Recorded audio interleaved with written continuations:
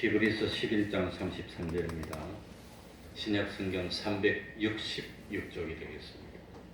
제가 읽겠습니다.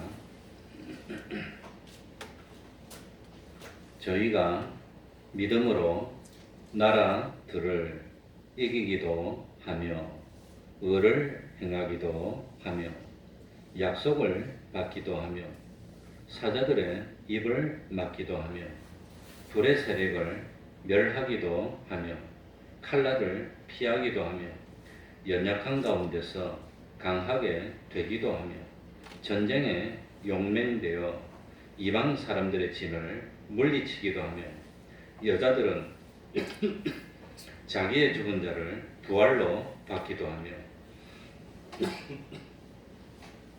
또 어떤 이들은 더 좋은 부활을 얻고자 하여 악형을 받되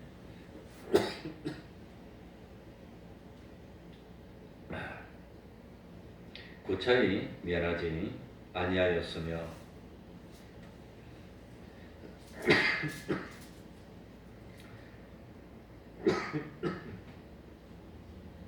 제가 찬송을 좀 부르면 기침이 납니다. 또 어떤 이들은 희롱과 채찍질뿐 아니라 결박과 옥에 갇히는 시험도 받았으며 돌로 치는 것과 톱으로 켜는 것과 시험과 칼에 죽는 것을 당하고 양과 염소의 가죽을 입고 유리하여 궁핍과 환난과 학대를 받았으니 이런 사람은 세상이 감당치 못하도다. 저희가 광야와 산중과 암혈과 토굴에 유리하였느니라. 아멘.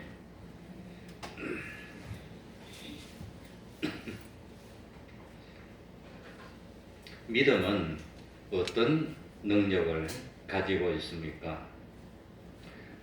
믿음은 그야말로 나에게 힘이고 능력입니다. 믿음은 우리를 강하게 해줍니다. 그런데 이 믿음은 자연적으로 생겨난 것이 아닙니다. 하나님이 선물로 주신 것입니다. 그러니까 이 믿음은 성령님께서 우리 마음에 심어주신 생명과 같은 것입니다. 하나님의 전지전능하신 능력으로 생겨나고 유지되는 것이 믿음입니다. 그러므로 믿음은 어떤 것이 믿음입니까? 전적으로 하나님께 의지하게 해주는 것, 이것이 믿음이라고 하는 겁니다. 우리 사람들이 의지가 강하신 분이 있습니다. 심지가 그냥 견고하신 분이 있습니다. 난 스스로 생각할 때 난 할 수 있어. 난 정말 할 수 있어. 난 이길 수 있어. 그건 믿음일까요? 아니면 신념일까요? 신념입니다. 그건 자기 신념입니다. 그건 믿음과 거리가 먼 것입니다. 그러니까 내 스스로 나는 견딜 수 있어. 나는 할 수 있어. 그냥 불끈불끈 솟아오르는 그거는 신념입니다. 그런 신념이 센 사람들은 한번 넘어지면 그냥 확 꼬꾸라집니다. 그런데 이 믿음이라는 것은 하나님이 주신 것입니다. 우리 마음속에. 그래서 이 참 믿음은 하나님의 크신 긍휼과 은혜를 의지하는 것입니다.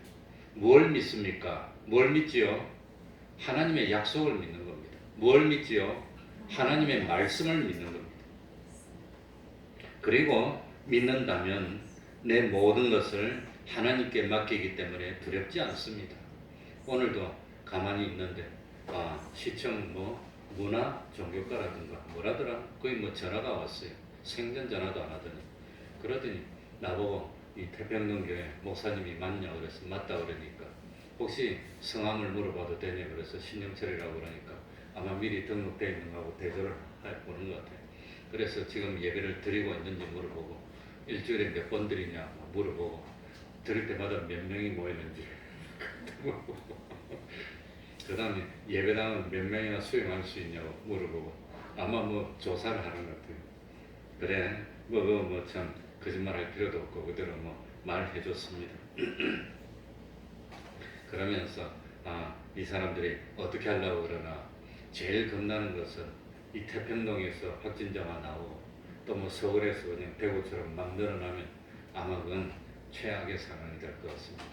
그리고 우리 어쨌든지 기도해서 그런 상황 좀 면하게 해주십시오 하고 기도해야 될 것 같습니다. 그러면서 굳건하게 어떤 일이 있어도 그래도 참 하나님 믿는 이 믿음, 주일 지키는 예배, 또 예배 드리는 거 이게 중단되지 않도록 해주십시오 하고 기도했습니다.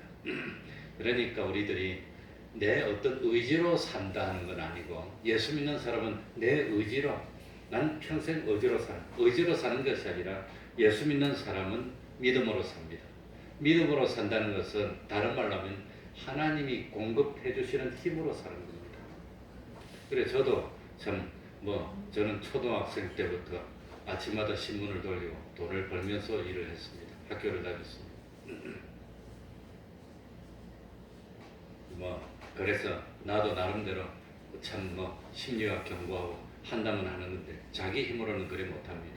우리 안 믿는 사람은 자기 의지입니다. 그러나 예수 믿는 사람은 자기 의지가 아니고 하나님의 능력을 힘입는 겁니다. 그래서 두렵지 않아 이겁니다. 그럴 때 하나님이 승리하게 해주는 겁니다. 그래 지금도 나라가 많이 어렵습니다.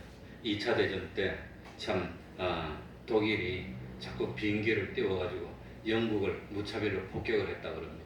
영국 사람이 살 수가 없습니다. 밤이고 낮이고 비행기가 우 하고 콩콩콩 폭탄을 떨어뜨리면 얼마나 겁이 나는데요. 6.25 때도 겁이 났다고 그러더라고요. 그러니까 난리가 났어요. 막 폭탄이 떨어지니까 여기저기 죽고 건물이 무너지고 뿐만 아니라 그냥 문화재도 다 없어지고 그냥 엉망이 되고 살 수가 없으니까. 그러니까 이 신문기자들이, 영국의 신문기자들이 예나 지게나 유명합니다. 우리나라 수상은 뭐하고, 우리나라 참 이 정치가들은 뭐하고 있느냐, 도대체 어쨌길래 나라가 이 꼴이 되어서 독일에서 맨날 비행기가 와서 폭탄이 떨어지고 못살게 만들었느냐 막 비난했습니다. 그러면서 잘못하는 걸 캐가지고 막 비난을 했더니 안 그래도 죽을 지경인데 사람들이 더 당심이 돼서 그래가지고 아무리 매스컴의 참 사명이 비평하고 잘못된 걸 바로잡고 하는 게 사명이지만 이렇게 어려울 때 굳이 이렇게까지 해야 되나, 이 참 백성들에게 희망을 주는 이런 일을 좀 하면 안 될까요? 그래서 영국이 하나님을 믿는 이 참 그런 믿음이 있는 나라니까 신문에다가 비평을 안 하고 주일날 교회 가는 모습을 싣고 기도하는 모습을 싣고 이러면서 우리나라는 믿음의 나라입니다. 하나님이 우리나라의 주인입니다. 하나님이 우리를 지켜주십니다. 우리는 하나님을 믿는 한 절대로 망하지 않습니다. 이런 희망적인 메시지를 자꾸 줬답니다. 결국은 참 사람들이 그런 보도를 보고 교회로 모여들었고 막 기도를 했고 그리고 결국은 영국이 승리를 했다고 하는 겁니다. 그러니 참 지금처럼 어려울 때 세계 그 굴지의 연구기관들에서 다 발표를 하는데 뭐라고 발표를 하느냐, 우리 대한민국의 경제 성장률이 1%대로 떨어지는 거라고 발표를 하고 아니면 0%대로 떨어지는 걸로 발표한답니다. 그러니까 우리 대한민국의 경제 성장률이 적어도 3%는 돼야 1년에 새로운 일자리가 한 30만 개씩 만들어지고 그래야 한 해에 이 사회에 새로 진출하는 사람이 한 30만 명 됩니다. 지금. 그러니까 매년마다 대학을 졸업하고 사회에 새로 진출하는 사람들을 사회에서 수용을 하려면 3% 정도는 성장을 해야 일거리가 만들어지고 그래야 그 학생들이 직장을 취직을 해서 일을 할 수 있고 새 출발이 되고 그래야 사회가 자꾸 건강해지고 참 튼튼해지는데 이거는 0%대라는 것은 한 해에 나오는 사람은 30만 명 나오는데 그런데 새로운 일자리는 몇만 명이 안 되는 거예요. 그럼 이거는 억지로 20몇만 명의 실업자들은 갈 데가 없는 거예요. 그게 최악입니다. 새로 나와서 학교를 졸업하고 이제 취직해가지고 사회 첫 발을 내딛고 직장이 있어요. 결혼도 하고 떳떳하고 돈도 벌고 하는데 갈 데가 없는 거예요. 경제 성장률이 그래 중요한 겁니다. 우리 대한민국은 적어도 3%는 돼야 되고 중국은 적어도 6%는 돼야 됩니다. 그래야지 사회가 혼란이 안 오는데 중국이 4% 밑으로 떨어지면 중국이 혼란이 온다는 뜻입니다. 갈 곳이 없는 사람은 불평하게 되고 학교 졸업했는데 갈 데가 없어. 자기는 일하고 싶은데 할 데가 없고 벌 데도 없고 가정도 안 되고 미래도 안 되고 사회가 혼란해지는 겁니다. 나라가 어렵습니다. 우리나라만 어려운 게 아니라 이제 다 같이 어렵고 세계 경제가 자꾸 마이너스를 돼가고 이럴 때 어떻게 해야 되겠습니까? 이럴 때 자꾸 원망하고 불평하는 것은 올바른 태도가 아닙니다. 하나님을 의지하는 믿음이 필요하다고 합니다. 세상을 이기는 힘도 믿음에서 나옵니다. 힘들 때일수록 하나님을 믿고 굳게 서야 되는 겁니다. 그래서 오늘은 믿음의 세 가지 믿음을 설명하고 있습니다. 첫 번째는 믿어서 하나님이 능력을 줘서 기적을 일으키고 잘 되는 것. 이게 그래서 오늘 33절부터 35절에 보면 아홉 가지가 나옵니다. 믿음으로 참 승리한 9가지가 나옵니다. 33절부터 35절까지 제가 한번 읽어보겠습니다. 여기 보면은 9가지가 믿었더니 이렇게 잘 됐습니다 하는 게 9가지가 나옵니다. 자, 33절부터 제가 읽겠습니다. 저희가 믿음으로 나라들을 이기기도 하며 의를 행하기도 하며 약속을 받기도 하며 사자들의 입을 막기도 하며 불의 세력을 멸하기도 하며 칼날을 피하기도 하며 연약한 가운데서 강하게 되기도 하며 전쟁에 용맹되어 이방 사람들의 진을 물리치기도 하며 여자들은 자기의 죽은 자를 부활로 받기도 하며 어떤 이들은 더 좋은 부활을 얻고자 하여 악형을 받되 구차히 면하지 아니하였습니다. 그러니까 여기 보면은 악형을 받되 그것 빼놓고 앞에 보면 9가지가 나옵니다. 제 첫 번째는 믿음으로 나라들을 이기기도 했습니다. 실제로 우리 대한민국이 일본의 식민지가 되어 있을 때 이기는데 밑거름이 되었던 사람들이 기독교인들입니다. 3.1절에 김이 독립선언문을 만들고 서명하고 낭독한 사람이 33명인데 그 중에 20몇 명이 기독교인입니다. 대한민국이 처음으로 건국돼가지고 국회를 만들었습니다. 대한민국 국회가 처음 모였습니다. 초대 국회입니다. 그야말로 나라가 생기고 제일 처음으로 국회가 모여가지고 제일 처음에 한 일이 뭐겠습니까? 기도했습니다. 공식적으로 기도했습니다. 그때 이승만 대통령이 예수 믿는 분이니까 기도합시다 그래서 기도했어요. 놀랄 어쩝니다. 그게 국회 기록에 남아있어요. 그래서 대한민국이 복을 받은 게 아닌가. 우리가 일본에 어떻게 이기겠습니까? 믿음으로 이겼다는 겁니다. 믿음입니다. 하나님의 은혜를 걷더라. 이스라엘 백성들이 어떻게 그 강대국 애굽을 이기고 나갈 수 있었습니까? 믿음으로 나간 겁니다. 여리고성을 어떻게 무너뜨렸습니까? 믿음으로 무너뜨린 겁니다. 그래서 믿음으로 나라들을 이기기도 하며 두 번째로 믿음으로 의를 행하기도 하며 그러니까 의를 행하기도 하며 이 의를 행한다는 것은 하나님의 법도를 따라서 거룩한 삶을 살고 하나님의 뜻을 이루는 삶을 산다는 뜻입니다. 그러니까 참 이 하나님의 뜻을 이루는 것이 무엇으로 가능합니까? 믿음으로 하나님을 믿었기 때문에 가능하다고 하는 겁니다.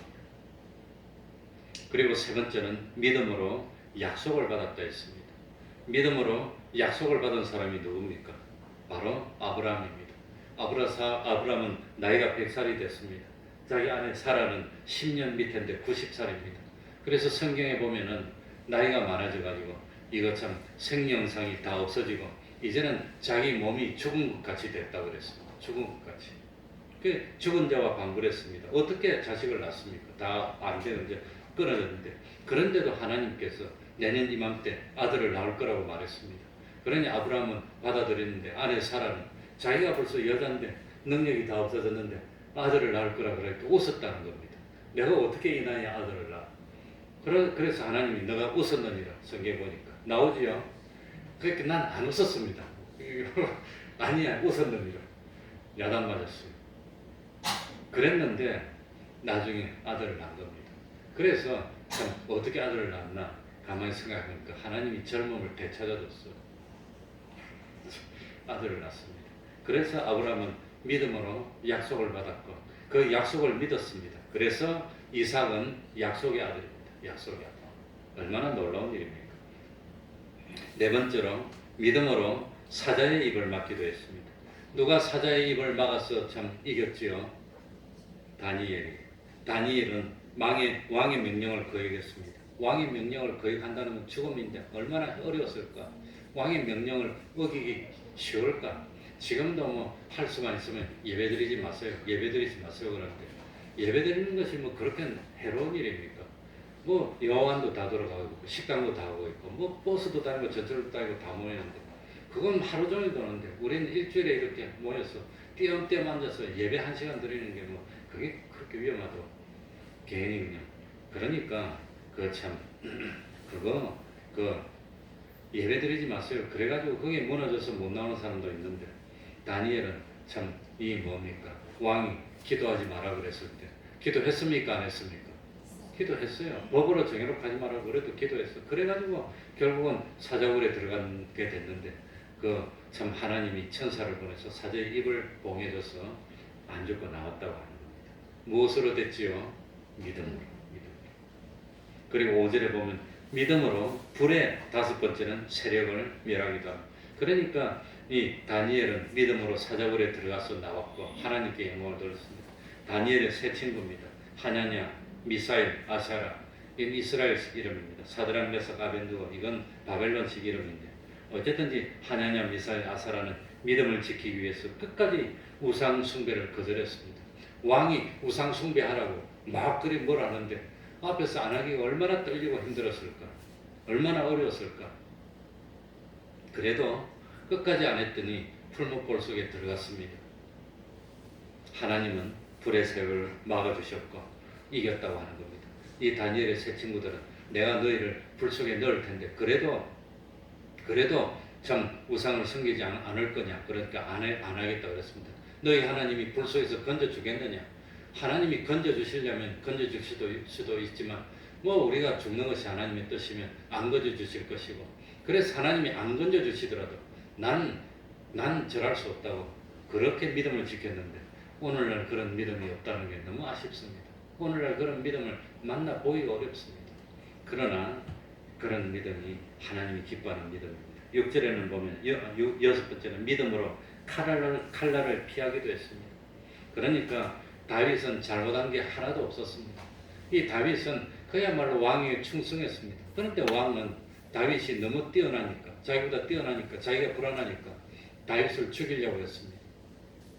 그런데 참 사울 왕은 다윗을 죽이려고 따라다니고 다윗은 사울 왕을 피해 다니고 그랬는데 하나님이 다윗에게 사울 왕을 죽일 수 있는 기회를 몇 번 줬죠? 몇 번 줬죠? 성경에 안 나옵니까? 2번 줬습니다. 2번 줬습니다. 한 번은 사울 왕이 자고 있을 때 사울 왕 옆에까지 가가지고 뭡니까? 그냥 왔어요. 안 죽이고. 또 한 번은 자기가 굴 속에 있을 때 사울 왕이 들어가지고 자고 있는데 보니까 자고 있어. 죽일 수 있는데 안 죽였어요. 왜? 자기가 모시던 왕이니까. 하나님이 세운 왕을 손댈 수 없으니까. 자기는 안 죽였는데 사울 왕은 죽이려고 다녔지만 결국은 하나님이 막아주셔서 사울 왕의 칼을 다윗이 피했다고 하는 겁니다. 그리고 7번째는 믿음으로 연약한 가운데서 강하게 됐습니다. 성경에 나오는 인물들이 처음부터 강한 사람들이 아닙니다. 처음부터 담대하지 않았습니다. 그러나 참 믿고 하나님을 믿고 의지했더니 담대하게 됐습니다. 그래가지고 바벨론의 포로로 잡혀갔을 때 이스라엘 백성들이 다 죽게 생겼을 때 그때 모르드게는 자기 아무튼 조카인지 아무튼 그거를 에스더 보고 왕 앞에 나가라 그랬습니다. 그랬더니 에스더가 처음에는 못 나간다고 그랬다가 나중에 어떻게 됐죠? 담대하게 되고 뭐하면 뭐하리라? 죽으면 죽으리라. 때가 돼서 죽은다면 죽을지라도 나가겠습니다. 죽으면 죽으리라. 그러고 나갔으니 얼마나 담대했습니까? 오늘 우리에게도 이런 믿음이 있습니까? 한 번 죽는 것이고 그건 뭐 정해진 것이고 언제인지 모르겠습니다. 그러나 참 하나님을 위해서 죽어야 된다면 기꺼이 한 생명 드리겠습니다. 그러고 나가는 그런 믿음이 있습니까? 하나님이 그런 믿음을 본다면 얼마나 가슴이 뭉클하고 얼마나 기뻐하겠습니까? 이 땅에 그런 믿음이 얼마나 될까요? 참 믿음입니다. 죽으면 죽으리라. 그러고 나간다고 하는 겁니다. 그리고 8번째는 믿음으로 전쟁에 용맹되이 이방 사람들의 진을 물리치기도 했습니다. 그래 6.25가 태어났을 때 부산하고 대구만 남아서 나라가 그야말로 풍전등화 같은 위험이 됐을 때 그럴 때 그때는 너무 사람이 모자라가지고 길거리에 남자들 다니면 강제로 잡아서 군대 보내고 그랬다고 그럽니다. 그런데 우리 할아버지가 목사였는데 그 할아버지가 우리 아버지 불러놓고 그러더랍니다. 그러니까 우리 할아버지는 아들이 이제 우리 아버지가 장남이고 우리 작은아버지가 지금 계십니다. 우리 작은아버지가 계시고 둘 있는데 둘째 아들은 놔두고 너는 장남이니까 우리 가족을 대표해서 군대에 나가라. 그 대구 부산만 나가는데 나가면 죽는 거지. 그 안 나간다고 보니까 몽둥이로 줘 패면서 가라고 하더랍니다. 그러면서 참 이 북한하고 남한하고 싸우는 것은 북한의 무신론. 북한은 예수 믿는 게 제일 큰 죄랍니다. 예수 믿으면 탈북한 사람은 친척 보냈다가 봐주고 하는데 탈북해서 교회 갔다 오면 그건 다 죽인답니다. 그게 무신론하고 남한에 하나님을 믿는 백성하고 전쟁이 붙었는데 목사인 아들을 너가 낳아야지. 그래가지고 아버지가 울면서 갔대. 안 죽고 살아왔어요. 그래가지고 5년 동안 꼬박 전쟁에 나갔습니다. 1950년 9월 1일 날 나갔답니다. 그러니까 입대 날짜가 9월 1일이니까 1910년 6월 25일이었다가 9월 1일이니까 뭐합니까? 그냥 그야말로 부산 대구만 남았을 때 아슬아슬 할 때 나갔답니다. 아버지가 6.25 이야기해주면 눈물로 그래요. 그래가지고 군대 가가지고 그 몇 달 훈련받고 한두 달 훈련받고 서울이 수복됐을 때 최초로 서울에 쭉 들어갈 때 같이 들어갔는데 다리가 다 끊어져서 다리가 없더래. 그래가지고 뭡니까? 이 드럼통 같은 걸로 엮어갖고 다리를 하는데 다리가 출렁출렁 하는데 그런데 이 서울 들어가기 전에 뭡니까? 참 이 군인들이 이렇게 있어. 우리 아버지는 이제 뭡니까? 이 신병이 군인을 뭐라죠? 아무튼 고참이 아니고 그런데 이제 훈련받고 금방 나온 사람이니까 그런데 한 3일을 밥을 안 줘서 굶었답니다. 왜 사람이 때 먹었는지 없어서 그런지 나라가 망을내서 그런지 한 3일을 굶고 행군하는데 어지러워서 막 절비절 하더랍니다. 그래가지고 이 뭡니까? 이 한강을 건너는데 이 뭡니까? 콘크리트 다리가 울렁울렁한 다리로 한 5명이 서가지고 착착 건너니까 가에 있는 사람 어지러더니 폭 빠져 죽고 한없이 빠져 죽었대. 자꾸 빠져 죽으니까 나중에 어깨 동무해라. 군인들이 다리 건너면서 어깨 동무하고 어깨 동무하니까 안 빠져 죽더래. 딱 잡으니까. 그러니까 참 성경에 보면은 믿음으로 전쟁에 용맹된 이방 사람들을 물러친 사람 대표적인 사람은 기드온입니다.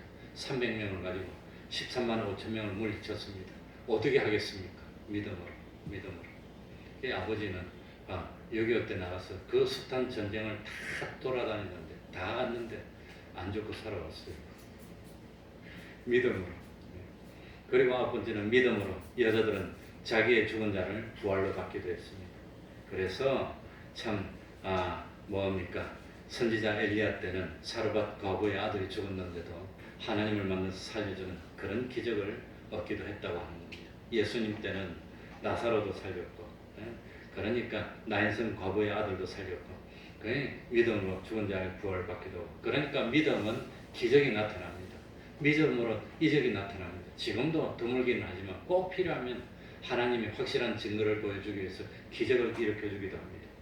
옛날에 로마 시대 때 콘스탄티우스 때에 이 콘스탄티우스가 밀라노 칙령을 선포해서 기독교 신앙에 자유를 주었는데 이 콘스탄틴 대제가 이 기독교를 공인했는데 그 아버지가 콘스탄티우스입니다. 이름이 비슷합니다.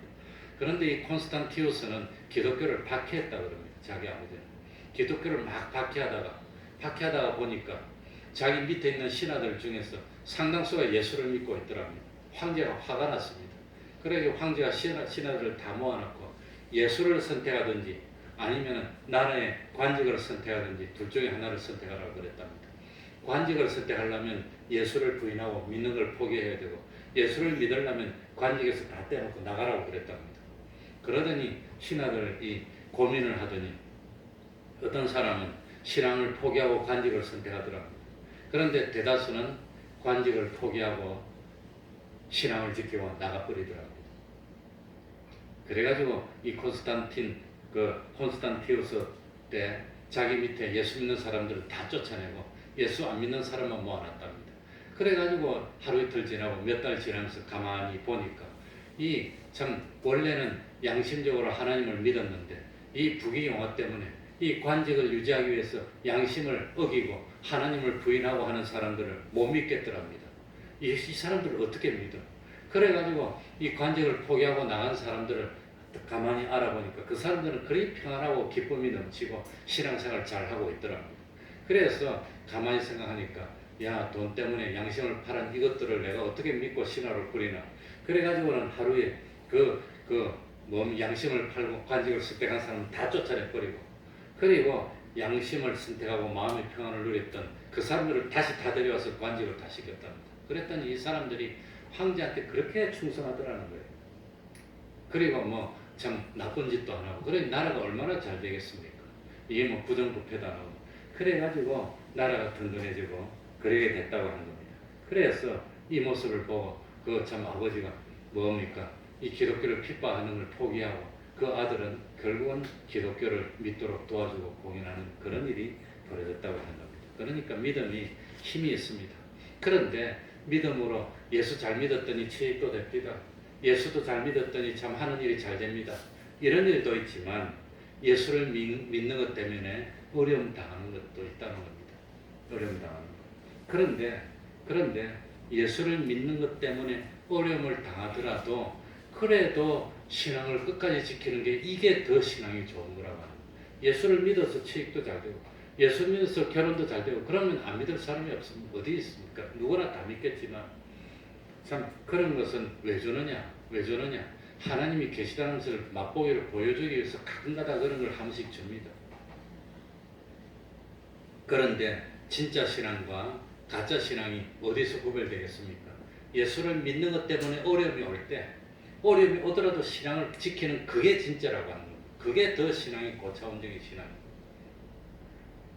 그래서 하나님이 예수 믿는 사람에게 왜 고통을 허락하겠습니까? 믿음을 연단시키기 위해서, 또 껍데기를 구별해내기 위해서 그런다고 하는 겁니다.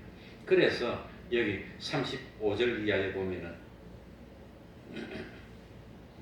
35절 이하에 보면은 가운데 하절에 어떤 이들은 더 좋은 부활을 얻고자 하여 무엇을 받되? 악형. 그 나쁜 형을 받더라도 믿음을 포기하지 않겠느냐. 나쁜 형을 받는데도 믿음을 포기하지 않는 그게 진짜 믿음이라는 겁니다. 그건 더 좋. 그러니까 믿음으로 나를 이기기도 하고 믿음으로 참 뭐 사자의 입을 막기도 하고 그것도 얼마나 신나고 좋고 대단한 믿음이지만 그것보다 더 차원 높은 믿음은 악형을 받되 그래도 믿음을 지키는 것. 이게 더 높은 믿음이라고 합니다. 그게 신앙의 절정입니다. 신앙의 절정. 그래서 36절에 보면 어떤 이들은 희롱과 채찍질뿐 아니라 결박과 옥에 갇히는 시험도 받았으며, 그러니까 옥에 갇히는 걸 뭐라 그랬지요? 시험이라 했습니다. 결박을 당해도 그래도 너가 믿겠느냐? 옥에 갇히더라도 그래도 믿겠느냐? 그래도 믿겠습니까? 우리 태평동 교회에 그래도 믿는 사람 한 명이 있다면 우리 하나님 감동할 겁니다. 그건 진짜 믿음입니다. 믿어가지고 야 믿었더니 취직이 덜컥 됐다. 믿었더니 장사일이 잘 됐다. 얼마나 좋습니까? 그런데 세상에 다 그렇게 해주면 안 믿을 사람이 어디 있습니까? 우리 교회 무너질 거예요. 그럼 태평동에만 나오면 취직도 된다더라. 그러면 태평동이 무너질 거예요. 서로 올라가래. 번호표 뽑아갖고 들어와야 돼요. 그런데 예수 잘 믿었더니 36절에 희롱을 당하고 채찍질을 당하고 결박을 당하고 옥에 갇히게 되는데 그래도 난 교회 나오겠습니다 하면 그거는 진짜 되겠지. 그건 진짜입니다. 그래도 나오겠느냐? 그래도 나오겠느냐? 37절에는 뭐가 있습니까? 돌로 치는 것과 톱으로 캐는 것과 톱으로 시험과. 그러니까 사도 바울도 하나님을 부인해 버렸으면 이 참 안 죽었을 거예요. 그런데 죽을 줄 알면서도 그래도 나는 양심에 하나님을 배반할 수 없어. 그런 믿음을 하나님이 원하신다는 겁니다. 좀 어려우니까 부인해버리고 힘드니까 부인해버리고 뭐 이러니까 안 나버리고 그런 건 진짜 백이 믿음이라고 할까요? 아니면 야 넌 믿음이 이거밖에 안 되니 그럴까요? 그래서 믿음의 절정은 뭐냐? 37절에 돌로 치는 것과 사도 바울도 누구를 돌로 쳤지요? 스데반을 돌로 쳤어. 자기도 돌로 쳤는데 사도 바울도 나중에 이고니온에서 돌로 치갖고 받아서 죽은 줄 알고 내버리고 갑니다. 왜 자기도 돌로 쳤는데 하나님은 사도발도 돌로 맞아서 쓰러졌어. 의식이 없어졌어. 그래 돌로 친 사람들이 죽은 줄 알고 내버리고 가버렸어. 나중에 제자들이 와가지고 들고 나왔는데 보니까 부시시기. 그래도 복음을 전하겠느냐? 그래도 복음을 전하니까 진짜 믿음, 진짜 믿음. 이게 믿음이라고. 그러니까 우리 일제시대에 신사참배가 있었습니다. 일본 사람들이 우리나라 와갖고 그 불상 같은 신사를 만들어 놓고 그게 참 절해라 그랬습니다. 국가에서 하는 의식인데 목사들이 참 앞장서서 절해라 그랬어요. 절을 해야 됩니까? 안 해야 됩니까? 예?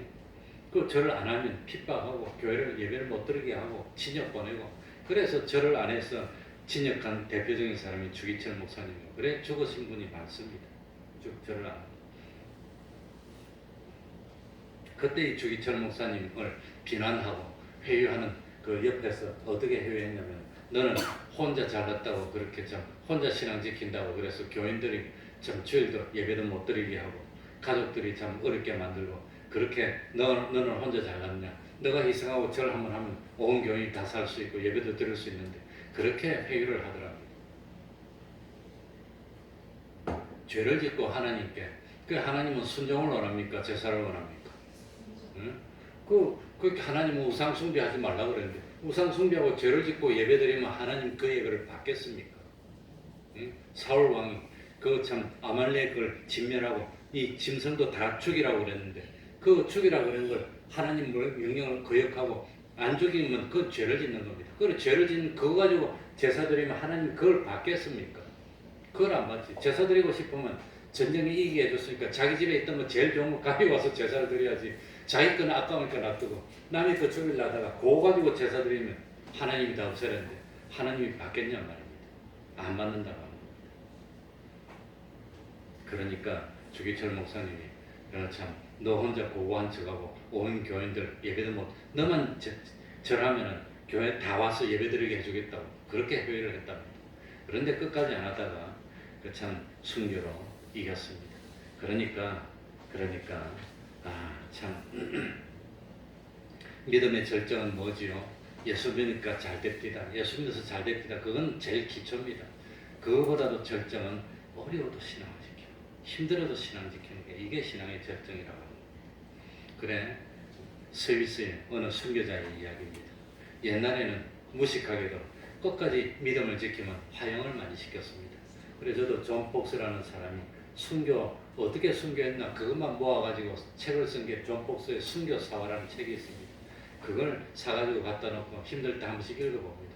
읽어보는데 어떤 사람은 그 믿음을 지켰더니 그 네가 끝까지 그러면 화형시키겠다고 그랬더니 그래도 믿음을 지키겠다고 그랬습니다. 그 화형시키면 뭡니까? 불이 뜨거우니까 갑자기 그냥 본능적으로 박차고 나갈 수가 있습니다. 그러니까 묶는데 이 일반 밧줄로 묶지 않고 쇠로 묶습니다.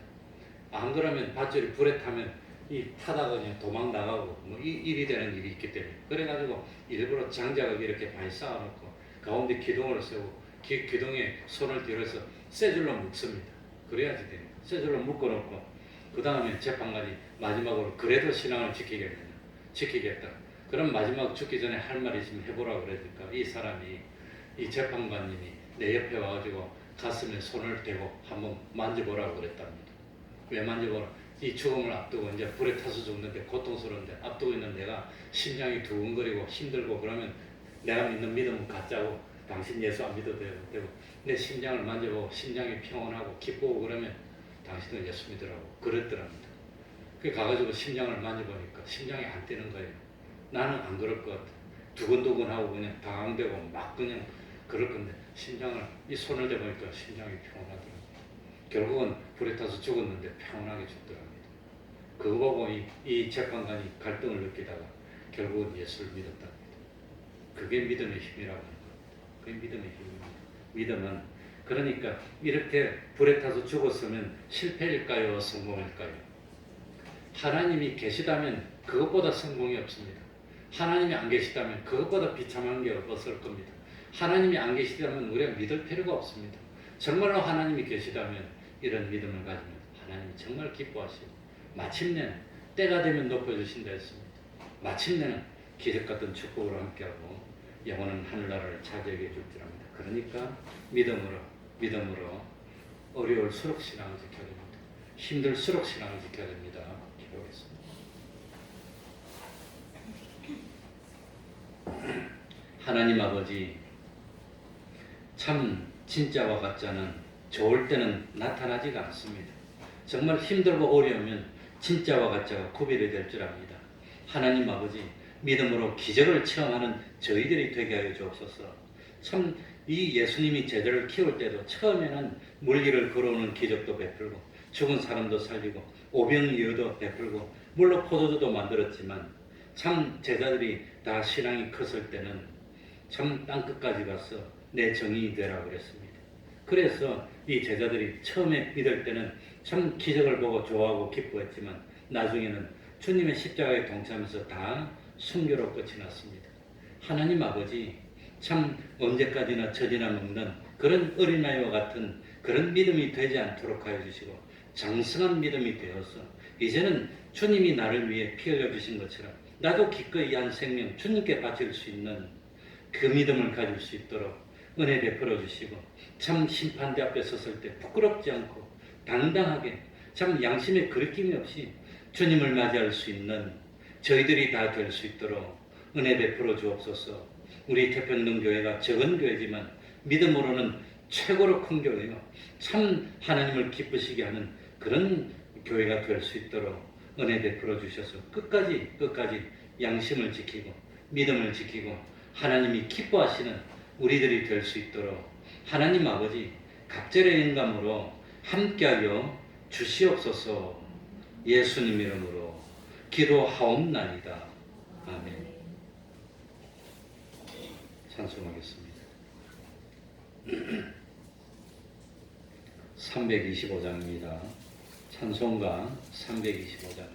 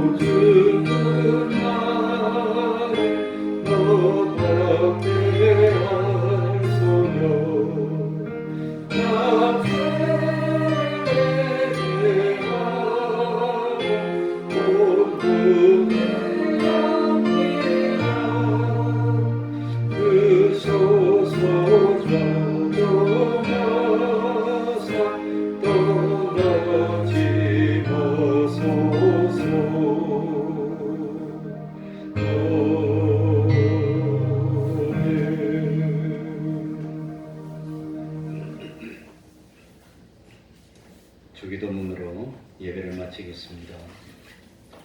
하늘에 계신 우리 아버지여, 이름이 거룩히 여김을 받으시오며 나라가 임하옵시며 뜻이 하늘에서 이룬 것 같이 땅에서도 이루어지이다. 오늘날 우리에게 일용할 양식을 주옵시고 우리가 우리에게 죄 지은 자를 사하여 준 것 같이 우리 죄를 사하여 주옵시고 우리를 시험에 들게 하지 마옵시고 다만 악에서 구하옵소서. 대개 나라와 권세와 영광이 아버지께 영원히 있사옵나이다. 아멘.